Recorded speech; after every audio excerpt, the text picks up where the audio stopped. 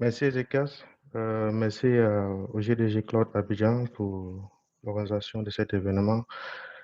Ça fait toujours un plaisir de partager les connaissances qu'on a et aussi d'échanger avec les experts que vous êtes. Donc, du coup, je vais aller droit au but.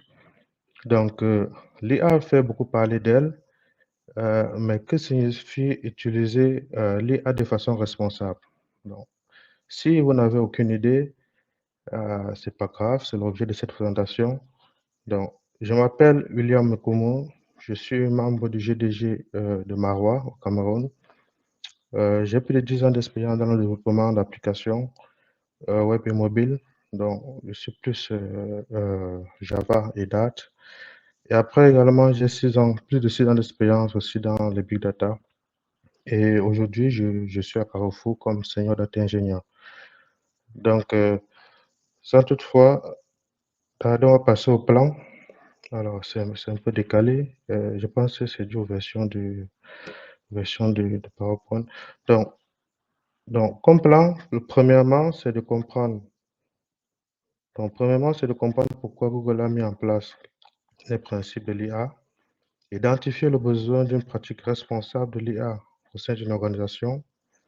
Troisième point, c'est de reconnaître que l'IA responsable affecte toutes les décisions prises à toutes les étapes d'un projet. Et enfin, reconnaître que les organisations peuvent concevoir des outils d'IA pour répondre à leurs propres besoins et valeurs.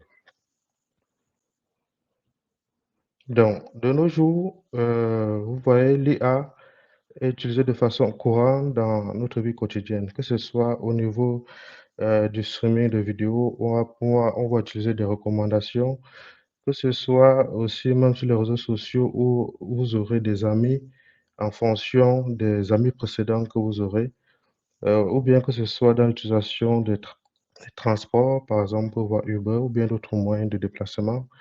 Donc, en gros, l'IA fait aujourd'hui, en fait, elle est intégrée dans notre société et aujourd'hui s'impose de plus en plus comme un outil qui est incontournable. Donc, du coup, ça oblige donc euh, euh, tout le monde à être connecté parce que là, il y a la révolution de l'Internet, aussi à pousser certains acteurs de la tech, aussi à migrer vers des technologies qui sont très innovantes. Du coup, donc aujourd'hui, les systèmes d'IA permettent de voir, là on va parler de la vision par ordinateur, de comprendre aussi d'interagir, par exemple avec l'IA générative, vous avez Gemini ou bien ChatGPT, où vous pouvez facilement interagir avec de l'IA. Donc, cela permet en réalité d'améliorer beaucoup de choses, aussi d'améliorer la productivité. Mais par contre, malgré ces progrès, l'IA n'est pas infaillible. Donc, ça veut dire que c'est vrai, l'IA va nous aider dans nos tâches quotidiennes, mais après, il pourrait aussi être utilisé pour des mauvais besoins. Donc, c'est la raison pour laquelle, dans cette séance, on verra comment on peut, en tant que développeur, euh, euh, trouver des méthodes pour que, en fait, pour éviter que l'utilisation de l'IA soit de la mauvaise façon. Donc, du coup, développer l'IA responsable nécessite une compréhension des problèmes possibles, des limites ou des conséquences imprévues. Donc, du coup, sans bonne pratique, l'IA peut reproduire des problèmes ou des biais existants. Donc, vous savez, en réalité, lorsqu'on va utiliser l'IA en production, donc on a une phase de développement où on va envoyer des données qui sont labellisées. Et du coup, c'est en fonction des données que vous injectez que l'IA par la suite va en fait produire des résultats. Donc, ça veut dire que si les données sont mal préparées à l'avance, donc c'est possible que les résultats ne soient pas bons.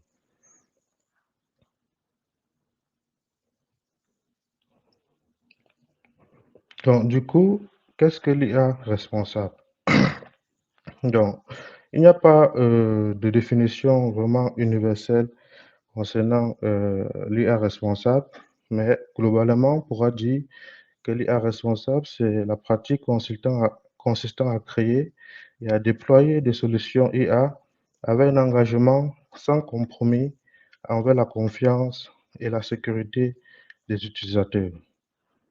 Donc, heureusement pour nous, même si ces principes sont propres à chaque organisation, parce qu'en réalité, l'IA responsable va dépendre du secteur d'activité de chaque organisation. Donc, du coup, là, nous avons ici pris 4 points qui peuvent être des points globaux sur lesquels les organisations peuvent s'appuyer afin de définir l'IA responsable. Donc, le premier point, on peut parler de transparence, après de l'équité, la responsabilité et enfin de la confidentialité.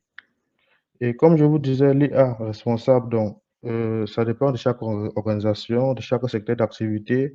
Nous verrons par la suite comment Google définit son approche de l'IA responsable et quels sont les principes que Google applique pour développer son IA.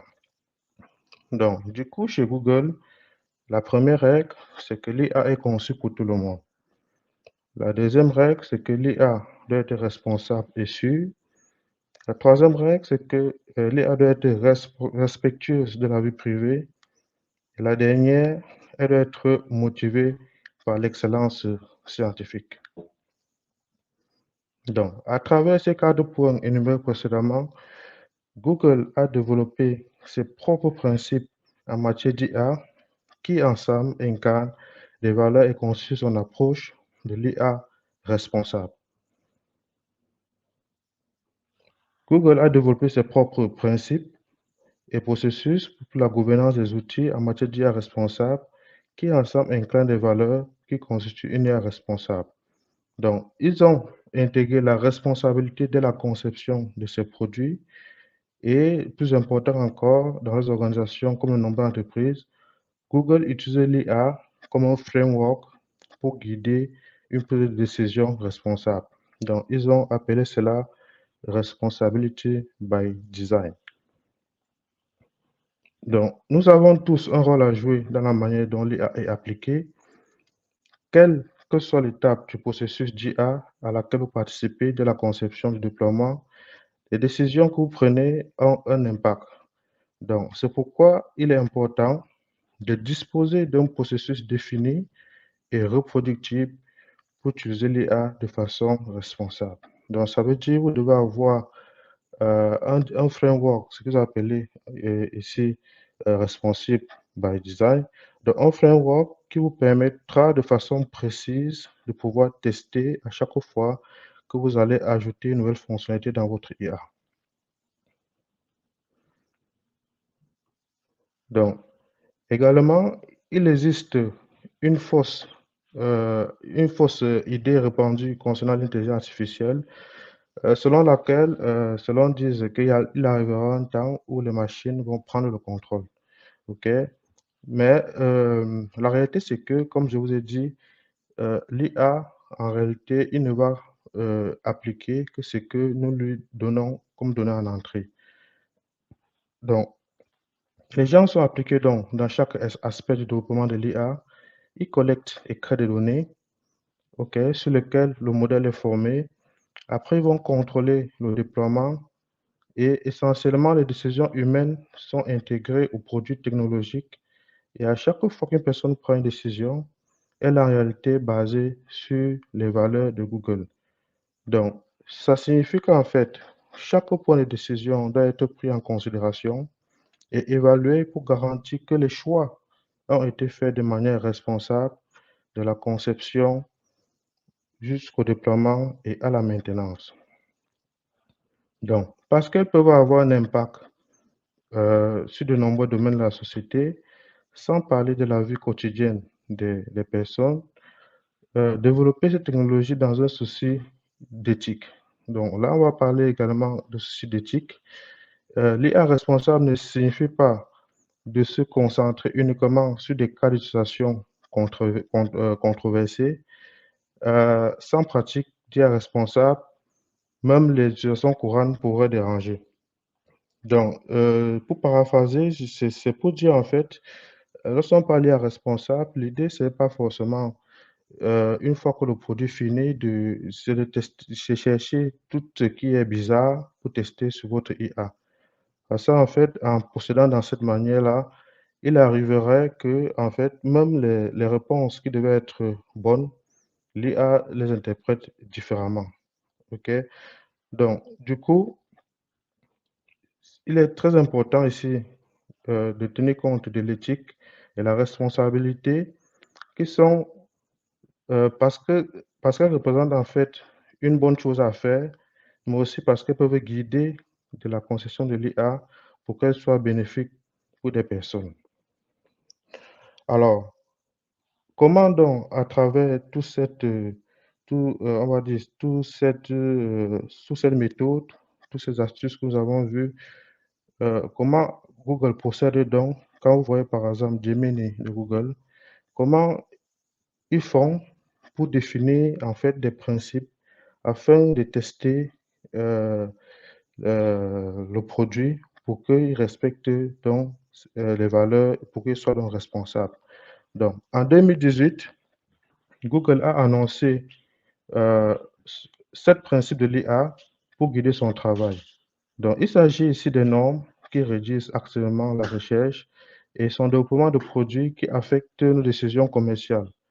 Donc, parmi les 7 principes que nous allons les énumérer, premièrement, l'IA doit être socialement bénéfique. Ça, c'est le premier principe de l'IA responsable. Donc, ça veut dire que tout projet doit prendre en compte un large éventail de facteurs socio-économiques et ne sera réalisé que lorsque nous estimons que les avantages globaux probables dépassent largement les risques et les inconvénients prévisibles. Deuxièmement, l'IA devrait éviter de créer ou renforcer des préjugés injustes. Donc, ceci, ça veut dire qu'en fait, en particulier, ceux qui sont liés à des caractères sensibles tels que la race, par exemple, l'origine, le sexe, la nationalité ou bien l'orientation sexuelle. Donc, donc ça permet en fait ce deuxième point encadre tout cela pour que un utilisateur qui se retrouve devant, par exemple, Gemini, après une réponse, ne soit pas déçu ou bien soit dans notre état parce que la réponse pourrait aider sa sensibilité. Troisièmement, l'IA doit être construite et testée pour sa sécurité. Donc, Google continue donc à développer et appliquer les solides pratiques de sûreté et de sécurité pour éviter que les résultats involontaires créent des risques de préjudice. Donc, le quatrième point, c'est que l'IA, donc là, nous sommes passés au cinquième. Alors, il y a un point qui manque. OK. Donc, le cinquième, l'IA doit intégrer les principes de conception et de confidentialité. OK. Donc, Google donne la possibilité de notification du consentement et encourage les architectures avec des garanties de confidentialité et assure également une transparence et un contrôle approprié sur l'utilisation des données. Donc, par exemple, quand vous êtes sur Gemini, parfois vous avez des options où vous pouvez, par exemple, donner votre avis. Donc, c'est ça aussi, en fait, ça correspond au cinquième point où vous pouvez participer et ça fait que s'il y a des choses qui ne sont pas prises en compte, ils pourraient donc les améliorer. Donc, le sixième point, c'est l'IA doit respecter des normes élevées d'excellence scientifique. Alors, ici, nous savons tous que Google, en termes de technologie, c'est l'un des précurseurs, que ce soit par exemple dans les Big Data où ils ont publié le premier livre concernant MapReduce. Donc, Google travaille donc sur un large éventail de parties prenantes pour promouvoir un leadership réfléchi dans le domaine de l'IA. Et aussi en s'appuyant sur des méthodes scientifiques rigoureuses et multidisciplinaires, dont ils partagent de façon responsable des connaissances sur l'IA en publiant un matériel pédagogique, des meilleures pratiques, des recherches également à davantage de personnes pour développer des applications d'IA. Le septième point, c'est l'IA devait être à la disposition,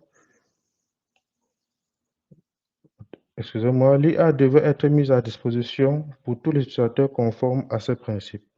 Donc, ça veut dire de nombreuses technologies ont des utilisations multiples.